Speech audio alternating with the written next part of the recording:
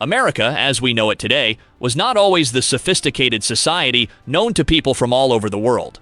The over 570 tribes of natives that call the U.S. home have a rich history of cultural and religious heritage woven into the American fabric.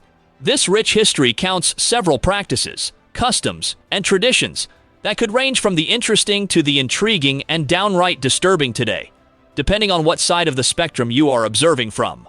While only a few have retained their shape to different extents today, they remain as fascinating as ever. From curious coming-of-age ceremonies to unusual birth ceremonies and rituals to mark the death of a loved one, the Indigenous Americans had and still have their fair share of odd practices. In today's episode of our YouTube series, we explore some of the most captivating events and activities undertaken by natives, many of which today's viewers may find odd. Welcome to another exciting episode of our series, The Native Journals, where we curate and tell some of the most impressive stories about Indigenous people. In today's episode, we shine our spotlight on Native American people to find 10 of their oddest practices. Before we embark on this journey to the intriguing world of Native practices, please take a moment to like this video, subscribe to our channel, and push the notification bell on your screen. Here are 10 practices peculiar to natives, some of which you might find disturbing to some extent. Number 1. The Migwetch doll of the Ojibwa tribe. The Ojibwa tribe had an uncanny way of burying their children, and one specific practice they did in the aftermath of the child's death and burial. They would cut hair from the dead child's head and use it to make a doll of sorrow that was later given to the mother. The dead child's clothes and personal belongings were also used occasionally to make this doll, or Migwetch, as it was popularly called. The people believed this doll would help comfort the mother while she grieved and keep the child in her memory. The death of a child was a tragic event that was marked in its aftermath by a period of intense sorrow, solitude, and singing of sad songs. The people, however, believed that a special place known as the Land of the Little People was the final resting place of the spirits of their dead children. They thought this place to be a place of happiness and peace. To mark the child's death, the parents of the dead child would take up a period of intense mourning. During this period, they would sing sorrowful songs, cut their hair, and avoid speaking to anybody for several days. Later, they would carefully wash the child, dress the body in ceremonial attire, and attach any symbolic objects associated with the family to the child's attire. The next series of events will include a community feast, followed by the burial, where sacred offerings are placed on the dead child's burial site. All these events culminated in the creation of an extended mourning period, where the doll was created and handed over to the child's mother to be held for a year. This doll helped the grieving mother maintain a tangible connection with their dead loved ones. Number 2. The Blessing Way of the Navajo people and other beliefs. The Navajo are one of the many tribes of Indigenous North Americans who have very strong views about death and the afterlife. Whenever they recorded a sudden or violent death, they would take on a series of solemn rituals to dissuade evil spirits called chindi from haunting the dead person's relatives. In some other cases, the family of a dead person will refrain from calling their names for a year to prevent calling their spirits back from the afterlife. Other than that, the Navajo also had an intriguing commemoration ceremony called the Blessing Way. The Navajo people believed that this elaborate ceremony helped to grant the dead person's spirit a safe and peaceful passage to the afterlife. For this ceremony, a hatali, or medicine man, would lead prayers and offerings to the ancestral spirits known as holy people, before singing sacred songs and performing a purification ritual. The ritual is highlighted by one special event, the construction of a sand painting, a sacred symbol symbolizing the universe and the journey that is to be embarked on by the deceased's spirit. The Hatayi would create this sand painting using sand gathered from all around Navajo, with each color of sand and design of the painting representing the deceased's life. The sand painting typically precedes the ritual, where the Hataliyi blow smoke from sacred herbs while chanting prayers. He would then offer a bundle of medicine to the bereaved to comfort them while grieving. Number 3. The Moon Camp of the Yankton Sioux people. Girls from Yankton Sioux take part in an elaborate 4-day coming-of-age ceremony, known locally as the Isnati Awika Doanpi, or moon camp. These girls, who have recently reached their first menstruation, engage in a series of events that are believed to help them connect with their ancestors and culture, while also furnishing them with the skills and knowledge to make them become independent, solid women. To mark the moon camp, the girls isolate themselves from the rest of the camp and build a teepee, where they'll spend the next 4 days. In this place, the girls are taught to gather fruits, herbs, and wildflowers for the ceremonies and medicines used. They were also instructed to sing traditional ceremonial songs and make traditional ceremonial foods like dried buffalo beef jerky. They would have their bath in sage water for its purifying and cleansing purposes, and then listen to their elders' stories about their culture and history. Older women also taught the girls about sex and relationships while at the camp. The moon camp was designed to help these steadily maturing girls appreciate their developing womanhood. The girls would be isolated for 4 days, taking part in various activities that could ordinarily seem unconventional to people on the outside.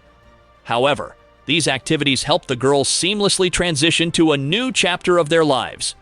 The ceremony has recently been revived in the Yankton Sioux Ihangtoan Oyate Reservation by the Brave Heart Women's Society in South Dakota.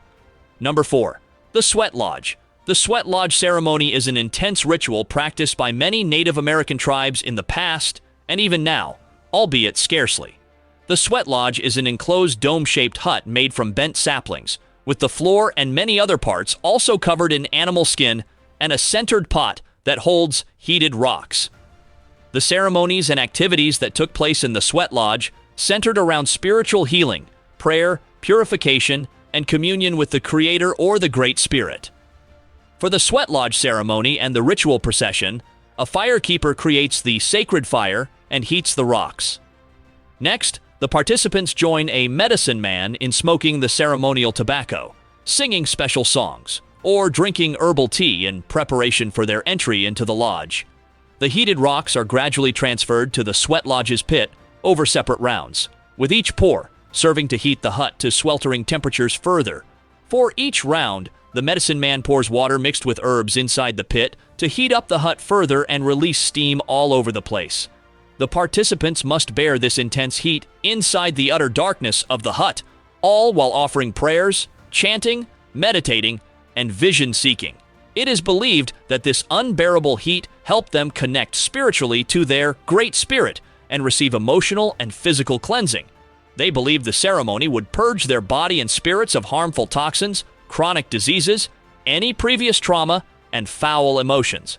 After the entire ceremony, the participants cool off in a nearby river, feeling the spiritual and physical rebirth that comes from this intense encounter. While the Sweat Lodge practice endured a ban by the U.S. government from 1885 to 1934, the 1970s witnessed a revival of this ancient practice. Number 5. The Sundance Ceremony.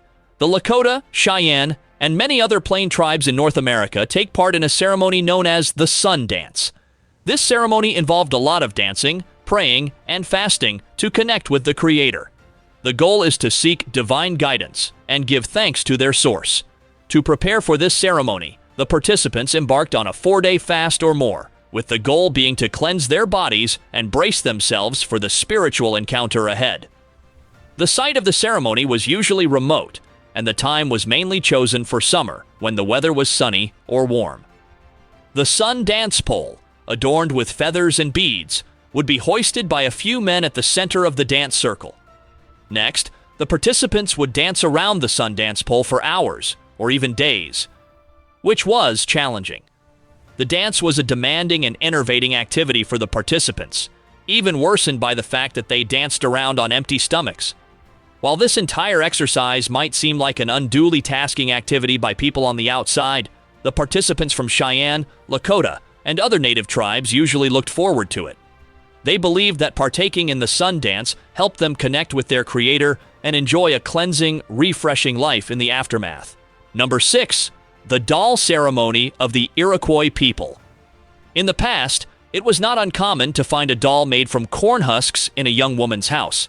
However, this was no ordinary doll. It represented the female owner's transition into womanhood and reminded her of the responsibilities that came with it. For the doll ceremony, or gahende, in local parlance, young Iroquois girls who had just reached puberty would carefully assemble corn husks. These corn husks, believed to symbolize fertility and rebirth, would be woven intricately into a doll by the girls. The girls would enlist the help of an older woman to make the doll, and they would adorn it with beads, feathers, and other carefully selected objects. During the ceremony, people from the community and the girl's family would gift her several items and encourage her while at it. The ceremony celebrated the girl's motherhood potential and marked her capacity to add value to the community as an ambassador of Iroquois values and tradition. The Iroquois doll ceremony has witnessed several centuries of change and modification, but it has retained its essence to a significant extent. It remains a tribute to this day to the place of womanhood in Iroquois society and a recognition of the step forward from girlhood to womanhood. Number 7. Vision quests. Vision quests are an important spiritual journey and exercise taken up by many plain tribes in ancient North America, including the Arapaho, Cheyenne, and Lakota tribes. It is an eye-opening journey mostly embarked on by people at important stages in their lives. This includes people entering into adulthood or adolescence and facing an uncertain time in their lives. Before embarking on this journey, the participants would fast, pray, and rub their bodies with smudge to cleanse their minds and bodies. They would also receive instruction from the spiritual leaders or elders in the community to brace themselves for the difficulties ahead and any possible revelations they might have. The participants would journey into a sacred site far removed from human habitation and settle for a secluded spot. There, they would take up deep introspection, all while fasting, praying, and eagerly anticipating the divine encounter. This encounter usually came as dreams, symbols, instinctive thoughts, emotions, or strong messages from spirits. They would later relate their encounters to spiritual leaders and elders who helped them with the interpretation. The participants would later emerge from their vision quests and re-enter their various communities, bearing fresh insight and outlook. These vision quests served the purpose of enlightenment, spiritual refreshing, and truth-seeking for the people who partook in it. The long period of isolation, meditation, and searching in often uncharted territories would seem like a dangerous venture to anyone on the outside. To the natives of the Cheyenne, Lakota, and Arapaho tribes, however, this journey was a richly rewarding experience that brought them clarity, purpose, and enlightenment. Number 8. The Blackfoot Burial Practices. The Blackfoot are a native Indian people of 4 tribes and are often referred to as a confederacy. The Blackfoot had various unique practices surrounding the death and burial of their people, and some of them make for an exciting read. Many Blackfoot tribes hold strong beliefs about death and the afterlife. They believed that death was merely a door gateway to a new life, so they prepared the dead for the journey afterward. Others feared that their deceased relatives would haunt them if they didn't provide the best farewell possible. One unique practice the Blackfoot people engaged in is the tree burial, or scaffold burial. To bury their dead, the deceased's relatives would stomp 4 fork-end poles to the ground and place short side and cross poles at the top. They would then place the dead body at the top of the poles, sometimes adding a few personal belongings of the deceased person. Sometimes they would put the person in a fetal position, as they believed that their people departed this life the same way they came. Other tribes had more odd ways to bury their dead, primarily due to their uncanny reverence for their dead. In some parts, the tent or tip where a tribe member died was often abandoned by the deceased's family in the aftermath. A few others burned their dead along with all of their belongings in a bid to banish the ghosts of the dead from lurking around to haunt their relatives. The Apache and Navajo tribes are some of the most notable Native American tribes that borrowed these burial practices. Number 9. The childbirth practices of the Cherokee. Childbirth practices among the native Cherokees bear strong roots in the people's beliefs and culture. It involved a series of activities that ensured a safe delivery and smooth recovery in the aftermath. Childbearing was usually carried out in a small, isolated, but close to a stream, lake, or water source. Midwives or any experienced female relative served as the birthing assistants responsible for supporting and guiding the expectant mothers. The Cherokee women employed several notable strategies to help process a safe delivery.